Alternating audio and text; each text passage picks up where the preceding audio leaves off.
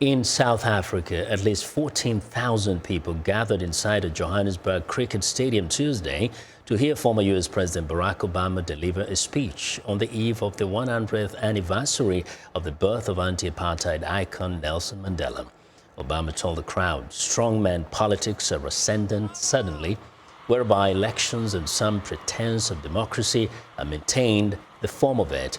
But those in power seek to undermine every institution or norm that gives democracy meaning. Obama was speaking during the 16th annual Nelson Mandela lecture. The speech is Obama's highest profile event since leaving the White House in 2017 after 8 years in office. Obama briefly met Mandela in 2005, 3 years before he was elected as the first black U.S. president. He delivered a moving eulogy at Mandela's memorial service in 2013. While Obama's speech also focused on bridging divides and resisting oppression and inequality.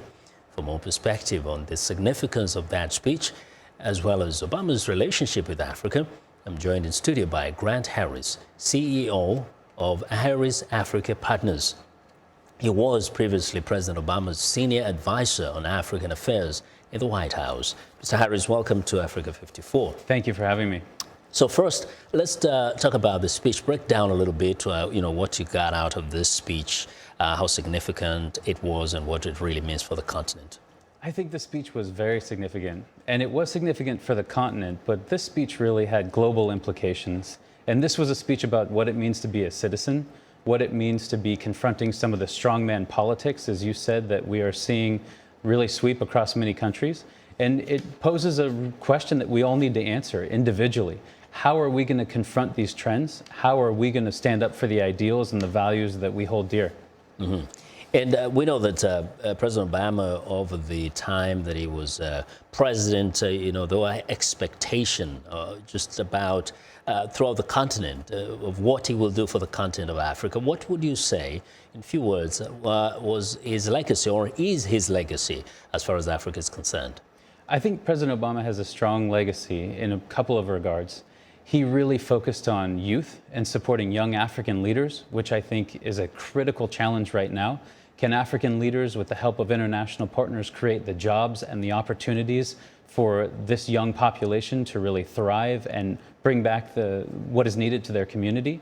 And the second issue is he focused on power and broader trade and investment issues, trying to move the focus of policy away from aid and much more towards two-way trade, much more towards increased U.S. investment and the like, with power being a key focus on that, convening and leveraging over $50 billion in public-private partnerships to try to electrify the continent. Mm-hmm. And, today, or the events of this week, also maybe focusing so much on Nelson Mandela, but people are still thinking about what President Obama himself said during his presidency, that he wanted to create a strong partnership between the continent of Africa and the United States, rather than having this dependency kind of culture where African countries just depend on on Western nations. Did he achieve this? I think that he made real progress. His speech in Ghana in 2009 really hearkened on those themes about mutual respect, mutual responsibility. And the emphasis of his policies and of his engagement was to really try to deepen the relationships, which were long-standing, but also needed more in terms of trade and investment, supporting economic growth, really helping advance these markets, which are obviously quite diverse across the continent and in different stages in terms of attracting capital. I think that in leaving office, he really left an impression, as I mentioned, in putting these issues on the table about youth and power and the challenges of the day, and I think that he made great strides.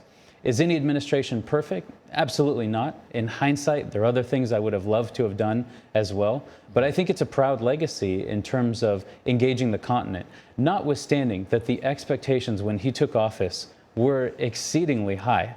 I think unrealistic. And perhaps that was the undoing. I mean, when you look at, for example, in South Africa, there were actually protests against Obama right now. As he went down there, there are some people who thought he shouldn't be the person to give this lecture. What do you think he didn't get right as far as Africa is concerned, such that there are some Africans who still kind of don't feel like they're satisfied with what he did as president and even how he has related with the continent and its people? That's a great question, and I think we need to unpack two different issues. First is who should deliver a lecture such as this in bringing to bear the legacy and the principles of Nelson Mandela. That's a tall order. And some people may disagree with choices, but I've found that each year, no matter who the choice is, there's some people who disagree and think it should be someone else. Personally, particularly after having heard the speech, I can think of no one better to really have delivered this lecture and to put these issues on the table. I think that's different than what President Obama's legacy is with respect to Africa. This, as I mentioned, is not a speech about U.S.-Africa relations. It's not a speech about U.S.-South Africa relations. And of course, Nelson Mandela is meaningful not only in a South African context and an African context, but as a global icon. And now is precisely the time when we should all be asking ourselves, are we living up to the ideals that he sought to live by? And are we doing what we can and should do as citizens in our own countries to really better our world? Thank you. And we'll definitely continue that conversation tomorrow too. I appreciate very much, Grant, for you coming in and sharing your perspectives with us. Thank you for having me.